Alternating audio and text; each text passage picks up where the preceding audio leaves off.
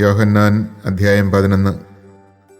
ലാസർ എന്നു പേരായ ഒരുവൻ രോഗബാധിതനായി. ഇവൻ മറിയത്തിൻ്റെയും അവളുടെ സഹോദരിയായ മർത്തായുടെയും ഗ്രാമമായ ബഥാനിയായിൽ നിന്ന് ഉള്ളവനായിരുന്നു. ഈ മറിയമാണ് സുഗന്ധതൈലം കൊണ്ട് കർത്താവിനെ പൂശുകയും തൻ്റെ തലമുടി കൊണ്ട് അവൻ്റെ പാദങ്ങൾ തുടയ്ക്കുകയും ചെയ്തത്. ഇവരുടെ സഹോദരൻ ലാസറാണ് രോഗബാധിതനായത്. കർത്താവെ, ഇതാ അങ്ങ് സ്നേഹിക്കുന്നവൻ രോഗിയായിരിക്കുന്നു എന്ന് പറയാൻ ആ സഹോദരിമാർ അവൻ്റെ അടുക്കിലേക്ക് ആളയച്ചു. അത് കേട്ടപ്പോൾ യേശു പറഞ്ഞു, ഈ രോഗം മരണത്തിൽ അവസാനിക്കാനുള്ളതല്ല. പ്രത്യുത ദൈവത്തിൻ്റെ മഹത്വത്തിനും അതുവഴി ദൈവപുത്രൻ മഹത്വം പ്രാപിക്കുന്നതിനും വേണ്ടിയുള്ളതാണ്. യേശു മർത്തായെയും അവളുടെ സഹോദരിയെയും ലാസറിനെയും സ്നേഹിച്ചിരുന്നു. എങ്കിലും അവൻ രോഗിയായി എന്ന് കേട്ടിട്ടും യേശു താൻ താമസിച്ചിരുന്ന സ്ഥലത്ത് തന്നെ 2 ദിവസം കൂടി ചെലവഴിച്ചു. അനന്തരം അവൻ ശിഷ്യന്മാരോട് പറഞ്ഞു, നമുക്ക് വീണ്ടും യൂദയായിലേക്ക് പോകാം. ശിഷ്യന്മാർ ചോദിച്ചു, ഗുരു, യഹൂദർ ഇപ്പോൾ തന്നെ നിന്നെ കല്ലെറിയാൻ അന്വേഷിക്കുകയായിരുന്നല്ലോ, എന്നിട്ട് അങ്ങോട്ട് പോവുകയാണോ? യേശു പ്രതിവചിച്ചു, പകലിന് 12 മണിക്കൂറില്ലേ? പകൽ നടക്കുന്നവൻ കാൽ തട്ടി വീഴുന്നില്ല. ഈ ലോകത്തിൻ്റെ പ്രകാശം അവൻ കാണുന്നു. രാത്രി നടക്കുന്നവൻ തട്ടി വീഴുന്നു, കാരണം അവന് പ്രകാശമില്ല. അവൻ തുടർന്നു, നമ്മുടെ സ്നേഹിതനായ ലാസർ ഉറങ്ങുകയാണ്, അവനെ ഉണർത്താൻ ഞാൻ പോകുന്നു. ശിഷ്യന്മാർ പറഞ്ഞു, കർത്താവെ, ഉറങ്ങുകയാണെങ്കിൽ അവൻ സുഖം പ്രാപിക്കും. യേശു അവൻ്റെ മരണത്തെക്കുറിച്ചാണ് സംസാരിച്ചത്, എന്നാൽ നിദ്രയുടെ വിശ്രമത്തെക്കുറിച്ചാണ് അവൻ പറഞ്ഞതെന്ന് അവർ വിചാരിച്ചു. അപ്പോൾ യേശു വ്യക്തമായി അവരോട് പറഞ്ഞു, ലാസർ മരിച്ചുപോയി. നിങ്ങൾ വിശ്വസിക്കേണ്ടതിന് ഞാൻ അവിടെ ഇല്ലാഞ്ഞതിൽ നിങ്ങളെപ്രതി ഞാൻ സന്തോഷിക്കുന്നു. നമുക്ക് അവൻ്റെ അടുത്തേക്ക് പോകാം. ദീദിമോസ് എന്ന തോമസ് അപ്പോൾ മറ്റ് ശിഷ്യന്മാരോട് പറഞ്ഞു, അവനോടൊപ്പം മരിക്കാൻ നമുക്കും പോകാം. ലാസർ സംസ്കരിക്കപ്പെട്ടിട്ട് 4 ദിവസമായെന്ന് യേശു അവിടെ എത്തിയപ്പോൾ അറിഞ്ഞു. ബഥാനിയ ജെറുസലേമിനടുത്ത് ഏകദേശം 15 സ്ഥാദിയോൺ ദൂരത്തായിരുന്നു. അനേകം യഹൂദർ മർത്തായെയും മറിയത്തെയും അവരുടെ സഹോദരനെ പ്രതി ആശ്വസിപ്പിക്കാൻ വന്നിരുന്നു. യേശു വരുന്നുണ്ടെന്ന് കേട്ടപ്പോൾ മർത്ത ചെന്ന് അവനെ സ്വീകരിച്ചു. എന്നാൽ മറിയം വീട്ടിൽ തന്നെ ഇരുന്നു. മർത്ത യേശുവിനോട് പറഞ്ഞു, കർത്താവെ, നീ ഇവിടെ ഉണ്ടായിരുന്നെങ്കിൽ എൻ്റെ സഹോദരൻ മരിക്കുകയില്ലായിരുന്നു. എന്നാൽ നീ ചോദിക്കുന്നത് എന്തും ദൈവം നിനക്ക് തരുമെന്ന് എനിക്കറിയാം. യേശു പറഞ്ഞു, നിന്റെ സഹോദരൻ ഉയർത്തെഴുന്നേൽക്കും. മർത്ത പറഞ്ഞു, അന്ത്യദിനത്തിലെ പുനരുത്ഥാനത്തിൽ അവൻ ഉയർത്തെഴുന്നേൽക്കുമെന്ന് എനിക്കറിയാം. യേശു അവളോട് പറഞ്ഞു, ഞാനാണ് പുനരുത്ഥാനവും ജീവനും. എന്നിൽ വിശ്വസിക്കുന്നവൻ മരിച്ചാലും ജീവിക്കും. അങ്ങനെ ജീവിക്കുകയും എന്നിൽ വിശ്വസിക്കുകയും ചെയ്യുന്നവൻ ഒരിക്കലും മരിക്കുകയില്ല. ഇത് നീ വിശ്വസിക്കുന്നുവോ? അവൾ പറഞ്ഞു, കർത്താവേ, നീ ലോകത്തിലേക്ക് വരാനിരുന്ന ദൈവപുത്രനായ ക്രിസ്തു ആണെന്ന് ഞാൻ വിശ്വസിക്കുന്നു. ഇത് പറഞ്ഞിട്ട് അവൾ പോയി തൻ്റെ സഹോദരിയായ മറിയത്തെ വിളിച്ച്, ഇതാ ഗുരു ഇവിടെയുണ്ട്, നിന്നെ വിളിക്കുന്നു എന്ന് സ്വകാര്യമായി പറഞ്ഞു. ഇത് കേട്ടയുടനെ അവൾ എഴുന്നേറ്റ് അവൻ്റെ അടുത്തേക്ക് ചെന്നു. യേശു അപ്പോഴും ഗ്രാമത്തിൽ പ്രവേശിച്ചിട്ടില്ലായിരുന്നു. മാർത്ത കണ്ട സ്ഥലത്ത് തന്നെ അവൻ നിൽക്കുകയായിരുന്നു. മറിയം തിടുക്കത്തിൽ എഴുന്നേറ്റ് പുറത്തേക്ക് പോകുന്നത് കണ്ട് വീട്ടിൽ അവളെ ആശ്വസിപ്പിച്ചുകൊണ്ടിരുന്ന യഹൂദർ അവളെ അനുഗമിച്ചു. അവൾ ശവകുടീരത്തെങ്കിൽ കരയാൻ പോവുകയാണെന്ന് അവർ വിചാരിച്ചു.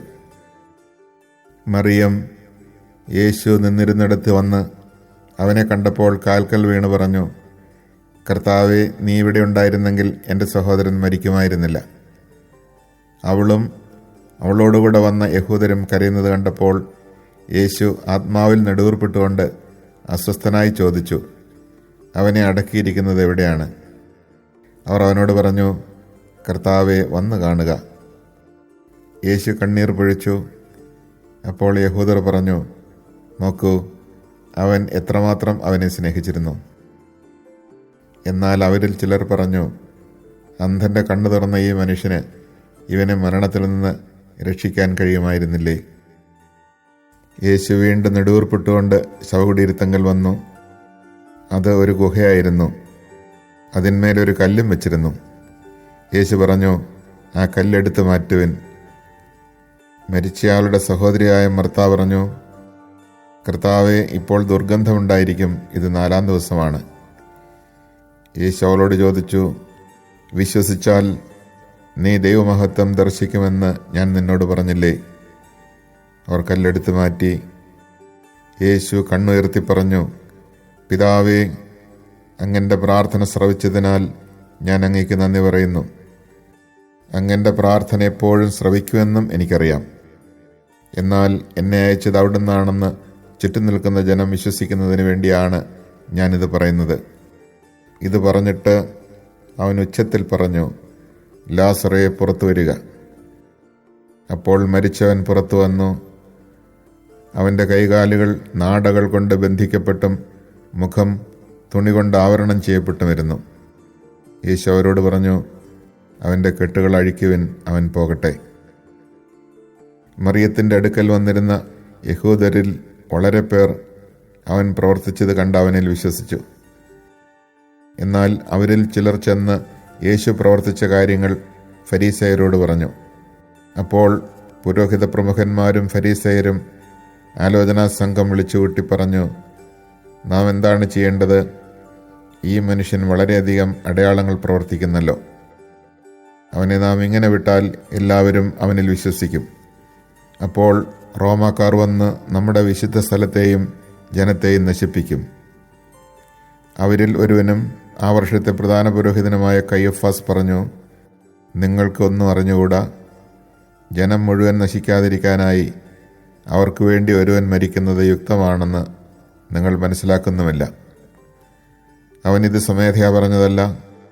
പ്രത്യുത ആ വർഷത്തെ പ്രധാന പുരോഹിതൻ എന്ന നിലയിൽ ജനത്തിനു വേണ്ടി യേശു മരിക്കേണ്ടിയിരിക്കുന്നുവെന്ന് പ്രവചിക്കുകയായിരുന്നു. ജനത്തിനു വേണ്ടി മാത്രമല്ല, ചിതറിക്കിടക്കുന്ന ദൈവമക്കളെ ഒരുമിച്ച് കൂട്ടുന്നതിന് വേണ്ടിയും. അന്നു മുതൽ അവനെ വധിക്കാൻ അവർ ആലോചിച്ചു കൊണ്ടിരുന്നു. അതുകൊണ്ട് യേശു പിന്നീട് ഒരിക്കലും യഹൂദരുടെ ഇടയിൽ പരസ്യമായി സഞ്ചരിച്ചില്ല. അവൻ പോയി മരുഭൂമിക്കടുത്തുള്ള എഫ്രായിം പട്ടണത്തിൽ ശിഷ്യരോടൊത്ത് വസിച്ചു. യഹൂദരുടെ പെസഹാ തിരുനാൾ അടുത്തിരുന്നു. ഗ്രാമങ്ങളിൽ നിന്ന് വളരെ പേർ തങ്ങളെ തന്നെ വിശുദ്ധീകരിക്കുന്നതിനായി പെസഹായ്ക്ക് മുമ്പേ ജെറുസലേമിലേക്ക് പോയി. അവർ യേശുവിനെ അന്വേഷിച്ചുകൊണ്ട് ദേവാലയത്തിൽ വെച്ച് പരസ്പരം ചോദിച്ചു, നിങ്ങളെന്ത് വിചാരിക്കുന്നു? അവൻ തിരുനാളിന് വരികയില്ലെന്നോ? അവൻ എവിടെയാണെന്ന് ആർക്കെങ്കിലും വിവരം ലഭിച്ചാൽ അവനെ ബന്ധിക്കേണ്ടതിന് തങ്ങളെ അറിയിക്കണമെന്ന് പുരോഹിത പ്രമുഖന്മാരും ഫരിസയരും കൽപ്പന കൊടുത്തിരുന്നു.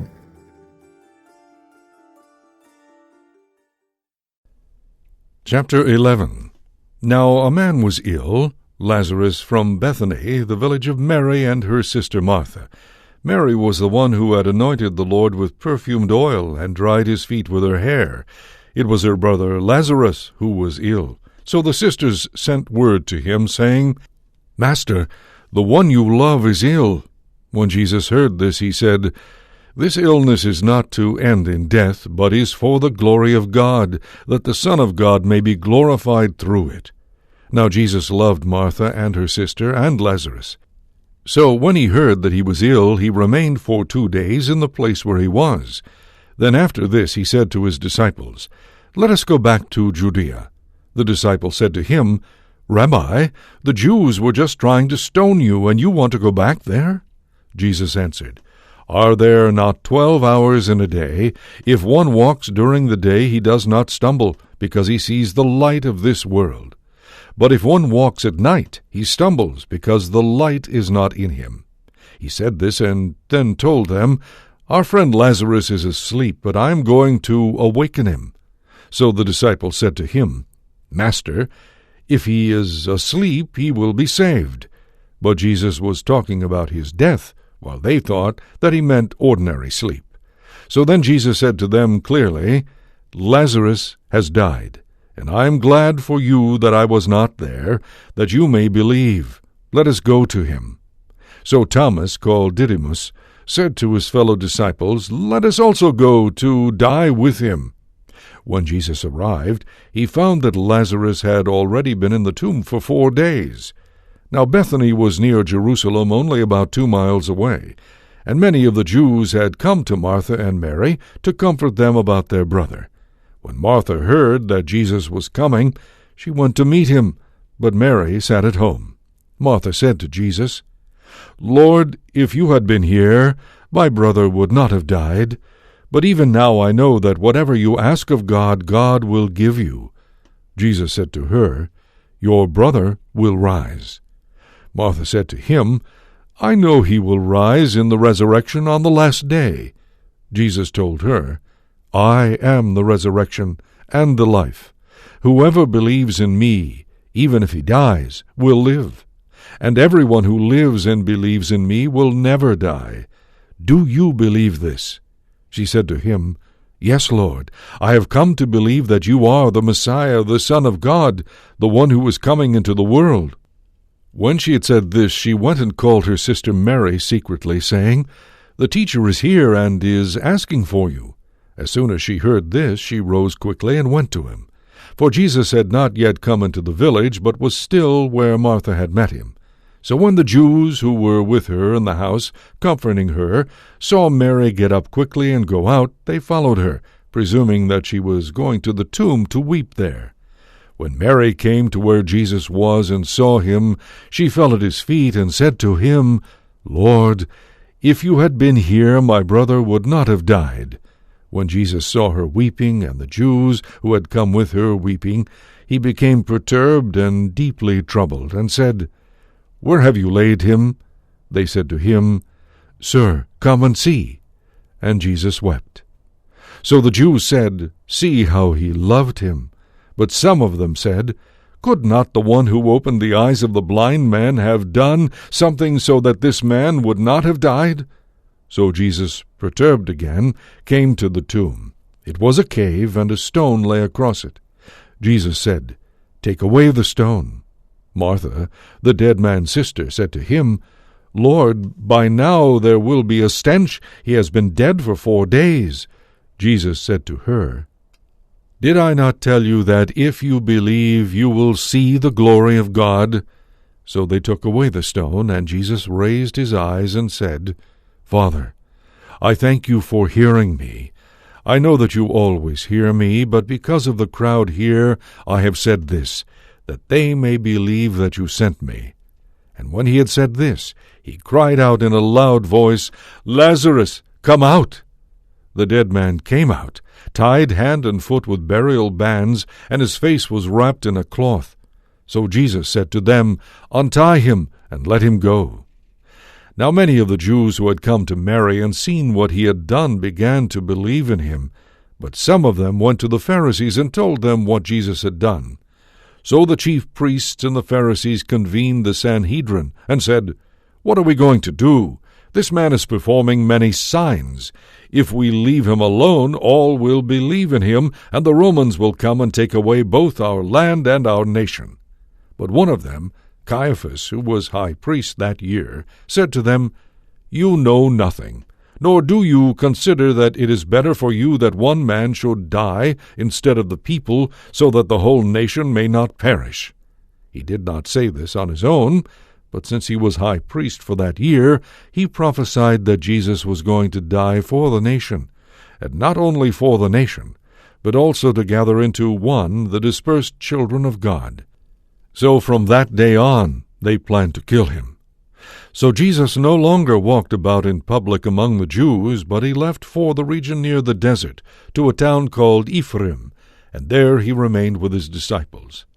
Now the Passover of the Jews was near, and many went up from the country to Jerusalem before Passover to purify themselves.